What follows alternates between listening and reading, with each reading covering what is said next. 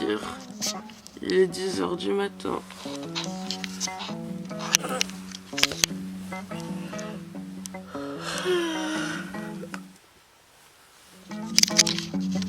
Mi seul sous chemin, mi voix courte qu'on y a plein, qui côté autres y vient.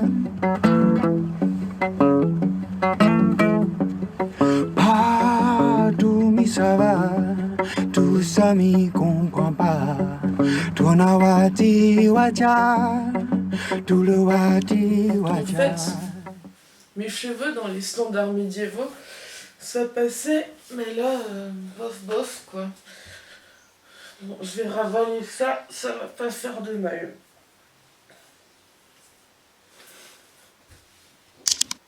Mais en fait, ça me saoule, c'est tellement autocentré, c'est un non-sens. Pourtant, là où je voulais en venir, c'est que j'adore le documentaire et que moi, ça me déplairait pas de me regarder comme ça. Snoopy ? C'est marrant en fait, là où ma vie elle est vraiment le plus inintéressante, de l'offrir au monde.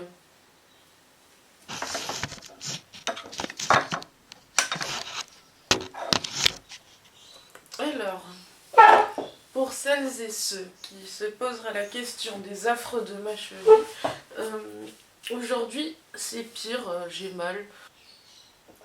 Qu'est-ce que je peux raconter? Ah oui, j'ai mis une jupe aujourd'hui. Quelles sont les activités de la journée? L'éclairage est vraiment nocturne, n'est-ce pas?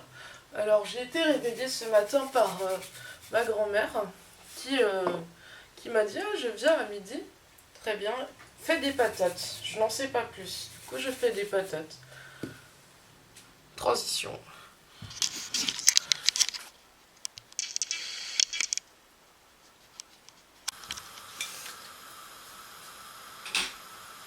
J'ai un plan qui me botte aujourd'hui. J'ai envie de raconter une histoire d'Halloween ou bien de faire des décorations d'Halloween. Un truc autour d'Halloween. Mettre en scène.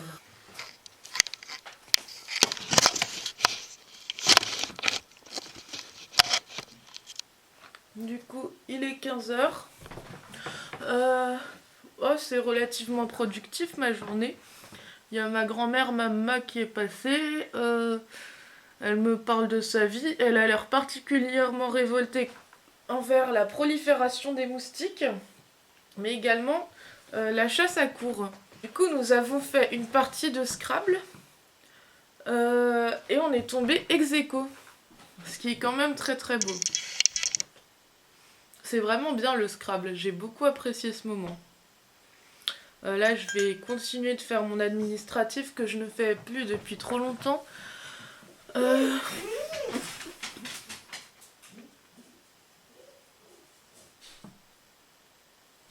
Le chien est particulièrement agité aujourd'hui, c'est peut-être l'humidité. Je vais faire quelque chose que je voulais faire depuis longtemps. Me couper un peu les cheveux. Voilà, ça. Avant, j'avais une coupe qui faisait un peu. Et là, ça commence à devenir un peu trop banal. Je n'arrive pas trop à me trouver jolie, mais ça ne m'handicape pas plus que ça dans la vie. Et là où ça pourrait me foutre le seum, c'est que je suis très sensible au jambon. J'aime beaucoup boire des jambons et parfois j'aimerais procurer aux autres gens ce que me procurent les jambons. Mais en fait, j'ai l'impression, faussement l'impression que me faire prendre du temps et de l'énergie pour me faire jolie, ce serait tomber dans un piège patriarcal. C'est un fait dans la société, la valeur sociale que l'on met sur les femmes, c'est une valeur physique. Et ce serait comme appartenir, tomber dans ce piège-là, alors que non.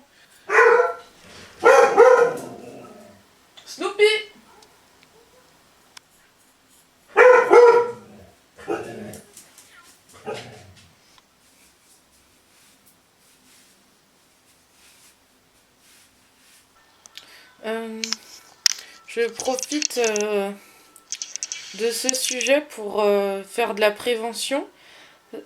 Mon ami Cabanon m'a dit qu'on a trouvé une corrélation entre la présence de coiffeurs dans les villes et la présence de pigeons auxquels il manquait une patte. Donc, ce qui voudrait potentiellement dire que les cheveux font du mal aux pattes des oiseaux.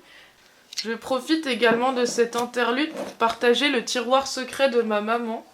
Elle a gardé nos cheveux de bébé à mes sœurs et moi. Mes sœurs étaient plutôt brunes, ça c'est moi, j'étais blonde.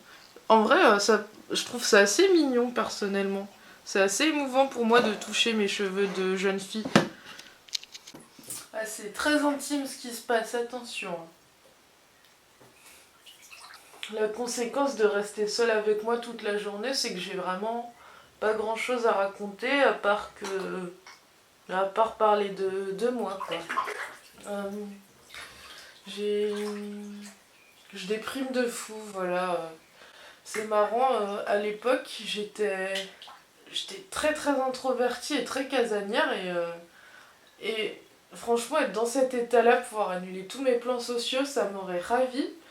Et là, maintenant que j'ai des amis et tout, ça me ravit plus vraiment. En vrai, il y a le fait que je pense que je suis quand même tombée dans une addiction du mouvement avec les années et que le fait de ne plus pouvoir bouger, bah, ça me rend très mal. Mon corps, il me dit « Ah, ne bouge pas parce que sinon tu vas rechuter et tu vas encore être immobilisé longtemps parce que tes ligaments sont fichus. » Et ma tête, elle me dit « Mais qu'est-ce que tu fais, Nini? On n'a plus de dopamine, qu'est-ce qui se passe ?» Et voilà. C'est un combat constant. Après, est-ce que je suis à plaindre? Je ne pense pas pour autant. Désolée, ma tasse est totalement raciste. Je crois que j'ai eu un concours en étant jeune, c'est vraiment honteux. Je vais la cacher de la caméra d'ailleurs. Sinon, je regarde des documentaires sur les guerres dans le monde. Peut-être que je devrais me mettre à vendre des images de moi nue sur le net et reverser tout l'argent que je gagnerais au profit des bonnes assos, quoi. Ça, ce serait peut-être ce qui rapporterait plus de thunes que mes dessins. Tout compte fait.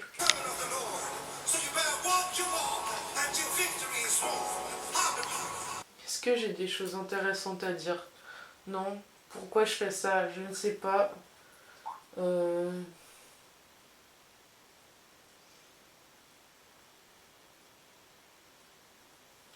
Bon, sinon... Ah oui, c'est très véridique, je râle très rarement. C'est pas quelque chose qui me tente ou me fait du bien de râler. Mais en ce moment, je râle, mais vraiment comme une vieille bique. Du coup, j'ai trouvé ce livre Jamais contente.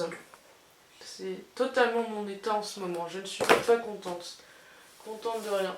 Sinon, je suis toujours en train de lire L'homme sans qualité. Et j'ai rencontré Amalric il y a quelques temps, 1 ou 2 ans je crois maintenant, qui est mon réalisateur préféré et qui me dit qu'il est en train de faire une adaptation de L'homme sans qualité. Du coup, je le lis pour Amalric plus que pour ma propre culture au final. Voilà, parce que je m'en branle d'être cultivée. En fait, le truc avec quand tu regardes les vrais problèmes dans le monde et les guerres, c'est que tu te sens plus légitime à faire ton poète maudit en crise existentielle comme j'aime tant le faire de vivre ou mourir, quelle question, toute n'est qu'absurdité, autant choisir la fin rapide, et blablabla, et la mélancolie, et la mélancolie, et encore la mélancolie, bah non, en fait, c'est de la branlette c'est de la branlette bourgeoise, la mélancolie. Mais en fait, c'est nul, quoi. C'est vraiment narguer les personnes qui n'ont pas vraiment le choix. Bref, je fais vraiment de la psychologie de comptoir dans le banc.